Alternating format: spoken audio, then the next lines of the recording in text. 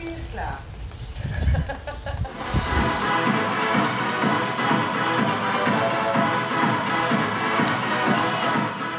Danny, hoe gaat het zo vroeg op een zondagmorgen? Nu al aan de slag?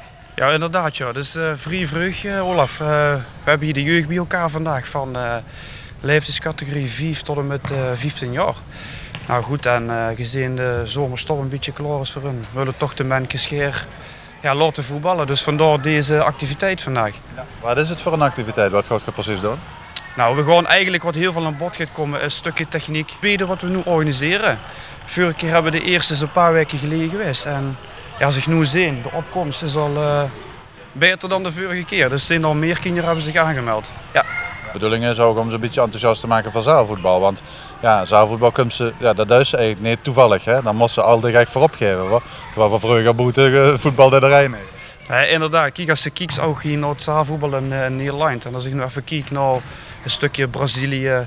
Ja, daar zijn de kinderen die gewoon tot hun teen, dan mogen ze niet het veld op. Gewoon ze alleen pure zaal in.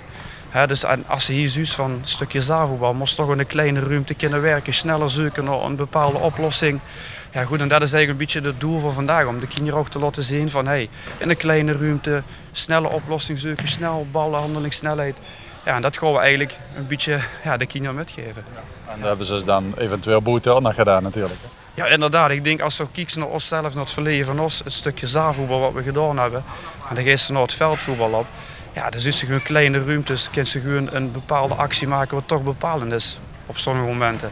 En als ik ook kijk naar deze lichting hier, van mijn oom Etje, die kinderen van hem, die komen eraan, die kinderen van mij, van mijn broer, van vriendjes weer, van familie. Dus ja, er zit een hele leuke lichting aan te komen. Ja. De generatie Vermont. Ja, inderdaad, de nieuwe generatie Vermont. Ja, het zou mooi zijn. Ik bedoel, kwaliteit is er. Maar goed, dus hebben we wel de juiste begeleiding nodig. Dat is belangrijk.